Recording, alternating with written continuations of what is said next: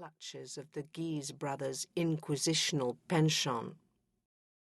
Count Sebastien d'Anjou, upon hearing that le Duc de Guise had ridden into the courtyard with a masked rider, joined other esteemed courtiers on one of the balconies. He held back, keeping behind the others so as not to be seen, as he managed a survey of the courtyard. Sebastien's gaze stumbled over a masked figure cowled in black, being escorted by some dozen men-at-arms under the proud flag of le Duc de Guise. The Duke himself led the way into the palace, no doubt on his way to see the king. Ah, but yes, there is something familiar about the hesitant gait of that hooded figure.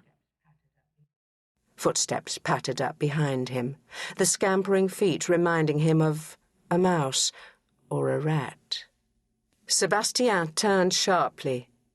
His gaze lowered to rest upon an expressionless face with brown eyes. The Italian demoiselle stared up at him. She was Maddalena, the young servant girl in bondage to the Queen Regent, Catherine de' Medici. The Queen Mother had brought Maddalena with her from Florence, Italy, when Catherine first came to France to marry Henri Valois.The. Maddalena, secretive, spying. Maddalena always approached in a whisper of movement, emerging from some shadowy corner where one least expected to see her. Maddalena, the spy. Maddalena curtsied. "Monsieur le Comte, my mistress, Her Majesty, the Queen Mother, bids you come to her state chambers tout de suite." Sebastien glanced again toward the courtyard, then turned and departed for the chambers of the Queen Mother, known by those who knew her best as Madame le Serpent. Mademoiselle Rachelle-Macquinet felt her heart thump, and a trickle of perspiration ran down her rib-cage. This was to be the telling moment.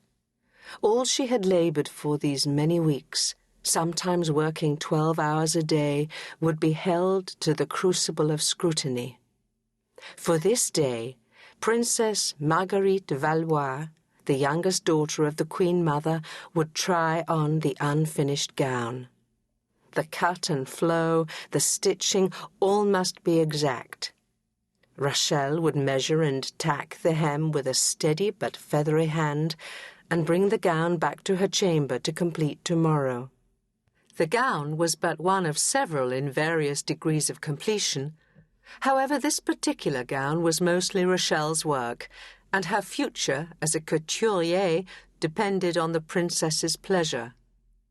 Rachelle, a grisette from the Château de Silk in Lyon, was yet under the supervision of the grand couturier herself, Henriette Marie-Loiselle Duchane, otherwise known to Rachelle as her adored Grandmere, a dainty widow in unrelieved black satin, with silver hair and sparkling dark eyes. Rachelle knew her to be no easy mistress with the needle, nor did Rachelle wish her to be otherwise. It was her desire to follow in her steps. Rachelle stood on the terrace of the royal chambers facing Princess Marguerite and her ladies-in-waiting. Her wine velvet pincushion with her initials, RDM, was strapped to her wrist with a black velvet band, while a pair of specialized Duchane scissors swung from the chatelaine. Her measuring strip draped about her slender neck. She took the widths of sheer burgundy silk, draped gently over the cloth of gold, and with trembling fingers allowed it to fall gracefully over Marguerite's dark hair. The garment settled softly around her feet, shimmering. "Oh," came the sigh of the ladies-in-waiting. "C'est magnifique," Marguerite purred, holding a section of the silk to her cheek. "It is perfect. La, Rachelle, you will always do my gowns. I insist. You and your famous Grandmere." "Merci, Mademoiselle Princesse," Rachelle curtsied, dipping her